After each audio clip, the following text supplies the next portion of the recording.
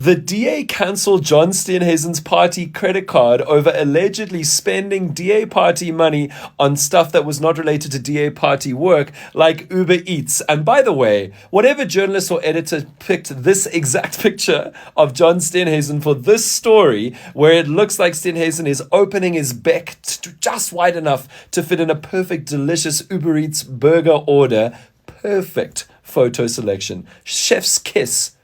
If you don't get it, forget about it. This is actually a really wild story because John Steenhuisen was also summoned to court earlier this year for an unpaid personal credit card debt of almost 150,000 Rand. Now, that is a lot of money, but also it's really not, because Steenhuisen as a minister gets paid 2.69 million Rand a year and gets a bunch of tax-free benefits and perks paid for by us, including vehicles, homes, and billions of Rand spent on private VIP security. So if you're making all this money, and remember, it's not his only job. He's also the party leader of the Democratic Alliance, and I'm sure he has other side gigs. If you're in just one of your jobs making 2.69 million Rand a year, and you're being called to court for not settling personal credit card debt of just, for them, 150,000, is alles alright by die huis, John? And even weirder, earlier this year, when he was declaring as an MP his assets and his financial interests,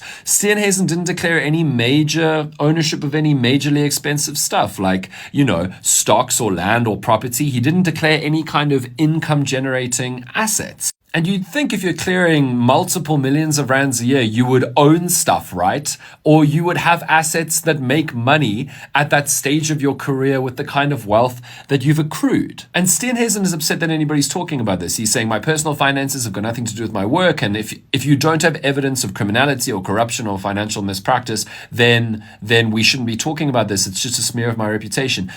But it's really weird. If you had an uncle in your family, and that uncle was making millions of rands a year from just one of their jobs, but that uncle owned nothing major, no land, property, financially beneficial assets, and that uncle was being summoned to court over credit card debt, and that uncle had their company credit card cancelled or blocked, we would all be talking about that uncle non-stop at the Christmas dinner. And this guy is the leader of the second most voted for political party in South Africa. If he is in any way financially vulnerable or in any way unable to handle his financial affairs, that's something that I think we should be talking about, or at least be aware of, when we consider whether or not to give him our vote.